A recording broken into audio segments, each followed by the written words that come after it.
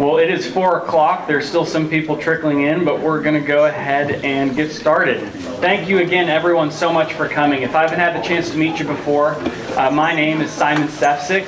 I'm your new state senator here in the 42nd District. I was appointed back in January after the loss of Senator Doug Erickson.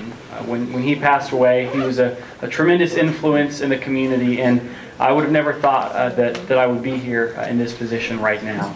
But one of the things that I very much admired about Senator Erickson was that he held events like this to hear directly from you, to hear your questions, to hear your concerns. And that's what this process is all about, being able to be here and hear about the issues going on in our community and learn what we can do to find answers. So I'd like to start up the meeting, if we don't mind, by doing the Pledge of Allegiance. So if you would please stand with me.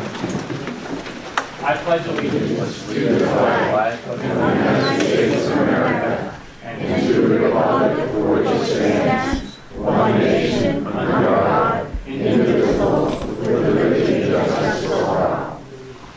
Thank you all so much.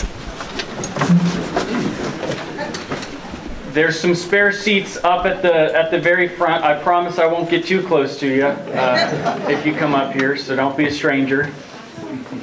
But I wanted to just start out by sort of going through a few housekeeping matters. First of all, thank you to the Lynden Community and Senior Center for having us. I remember as a kid doing events like this at this specific venue, and it was always fantastic. So I'm very appreciative that we're here today.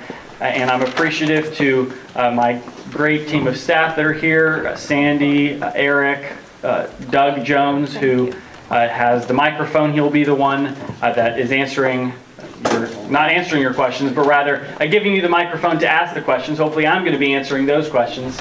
And Tracy Ellis, who's here recording today, in addition to the Kirk family. So thank you all so much for being here and being part of this process. There are, I believe, 2 exits to the building. Restrooms are down to my left, and you probably all know which way you came in. I think you can also exit that way in the event that any of us need to do that. I haven't heard of any issues like anybody leaving their lights on or anything like that, so I'm going to assume we are all good to go in that department. So I wanted to give you a general update of what we're going to do. I'm going to give you a quick legislative update on some of the things that I've worked on in Olympia this past session, and then we're going to ultimately turn it to you to ask the questions. So you'll just raise your hand, and Doug again will come over, and Doug will hold the microphone, and you can ask your question there. You know, I've seen some town halls before where you have to write on a note card what your question is and turn it into the back to somebody, and then they change the way you worded the question or whatever it is. We're not going to do any of that. You're gonna ask the question directly to me, and I'm hopefully going to get it directly answered for you. So that's sort of the way the process is going to work. Again, I don't anticipate this happening. This is all a wonderful crowd, but if any of you are so inclined to boo or anything like that, you can boo me all you'd like. Just please don't boo somebody that's asking a question. The very fact, again, that you took time out of your Saturday to be here, to be part of something larger than yourself, and is an incredible honor, and just it gives me a lot of hope. So thank you all so much. In terms of the legislative update, you know, when I first got appointed to the legislature, one of the first things that I told the Whatcom County Council was that my number one priority was going to be working on some flood relief, because we know that there are still people, as I speak right now, that are living in motels and hotels that feel hopeless and feel a lot of pain about both the way the situation was responded to and the way we're going to address these issues in the future. And so I'm happy that we were able to secure significant amounts of money to go to flood relief, to provide some business relief to small businesses that have been affected by the floods, and also to individuals in the form of individual assistance. But one of the things I've talked about in that regards is it's also important for us to understand that flood relief is not just the end-all be-all to the question, right? The next step is going to be figuring out, how do we prevent this from happening in the future? Because the bottom line, each one of you knows that November is coming again. And there are people right now that are worried about whether, even if they're able to move back into their homes, what's going to happen in the future. Are they going to be able to fit in? And so they're wondering where they fit into the floodplains and what's going to happen to their future. And so that's a huge issue right now that we're constantly working on to make sure that people don't feel like they've been forgotten or lost in the paperwork. And that's going to be an ongoing process. Some of the other things I worked on this session, one of my big priorities was tax relief from our budget. Now, the budget that we had about a $15 to $16 billion surplus, a record surplus in our budget. And typically when we have a budget surplus, I'm of the opinion that we should give that money back to the people in the form of tax relief, especially right now when we're in a climate where inflation is at a 40-year record. Amen to that one. When gas prices are extraordinarily high and when people are feeling pain at the pump and at the grocery store, I think that it's incumbent upon politicians to actually give the money back to the people who gave it to us in the first place. You know, one of my big frustrations sometimes with, I think, the ruling class in Olympia is this mentality that they know how to spend your money and rule your life better than you do. And so one of the first bills that I actually proposed when I arrived to the legislature was a suspension of the state gas tax. That would have suspended the gas tax, saving each one of you about 50 cents per gallon of gas every time you filled up at the pump. And at first this idea was sort of considered to be not that relevant, or I guess just didn't fit within the sort of majority narrative. And then we've seen even in the past few weeks that guess what? California, Georgia, at the federal level, Maryland, several other states are doing pretty much exactly the bill that I suggested. And so this would have been an opportunity, I felt, for us to lead as a state in the country. But instead, we found a way to spend basically every single penny and cent of your money on new programs. Which one of the problems I feel with that approach is that in the future, when we have to write a new budget and we don't have the surpluses that we did in this session, when we don't receive from some of the federal money that we received this session, what are we going to do? We're going to have programs that we have to fund, but we're going to have no way to fund those programs, which means your taxes are going to go up.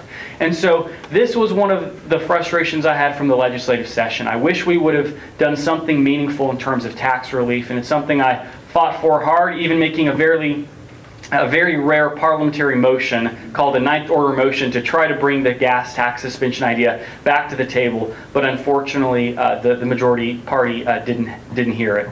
And so I think we missed an opportunity in regards to tax relief. The second area that I think we missed in terms of an opportunity was regarding public safety.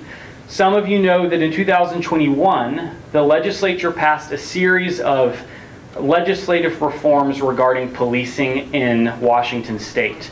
It had to do in part with a Supreme Court decision from 1961 called Terry versus Ohio, that essentially in 2021 the Washington state legislature raised the standard for the use of force for our police officers.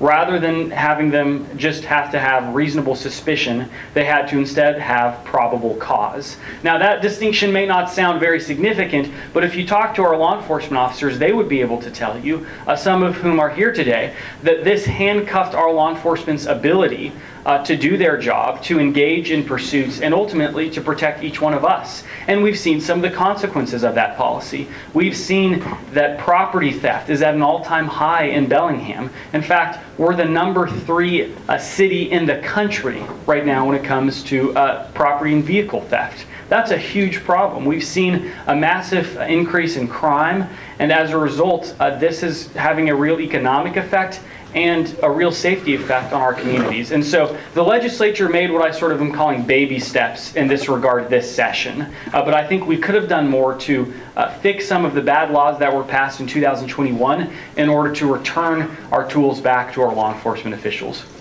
And the final sort of missed opportunity I would say that we had from the legislative session was in regard to trust in government. Now, I haven't been to Olympia for very long, but I've been to Olympia long enough to know that the ways of Olympia need to change. I've been there long enough to see, I think, that there's oftentimes this disconnect between politicians in Seattle and Tacoma and the programs that they think work, as opposed to the programs that we know work here in Whatcom County, or rather the programs that don't work in Whatcom County.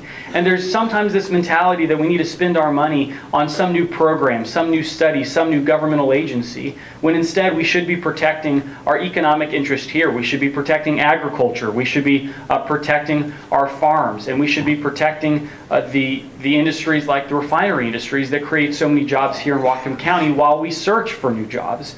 And so overall, I think there's a real lack of trust in our government right now, and I think the best way that that's illuminated is when it comes to emergency powers. Here we are, more than 700, about 60 days, I think, since a state of emergency was declared, and there was no meaningful action taken on emergency powers reform, even when there is a bipartisan consensus to do so. And I think that's really problematic because basic history tells us that whenever we give away our power and our voice to a group of politicians or bureaucrats, that power is rarely, if ever, returned back to us. You know, what's the old saying? There's nothing in life more eternal than a temporary government agency on earth. I mean, that's the problem right now, oftentimes in Olympia, is this mentality to spend every dollar on some new program. And I really think that that's not what the people of Washington need right now. It's not what we need in Whatcom County. And so that's why I've just been asking myself the question, whenever we have these bills come forward, what's best for Whatcom County? What's best for our people here? And some of the proposals, like the 6-cent export fuel tax, some of you may have seen some of the proposals about that, and we can get into that later, was a real issue that I'm happy we were able to end. But again, it shows this mentality that they want to take your money and our money here in Whatcom County and spend it on projects down in Seattle and Tacoma. That's not going to move our county forward. It's not going to move our state forward. And so overall, friends, I just want to say again, I'm very honored to be here. And it's just an incredible opportunity for us to figure out what we need to do in the future to move our county and our state forward rather than continuing down what I feel is the wrong path. So with that, I'm happy to take your questions.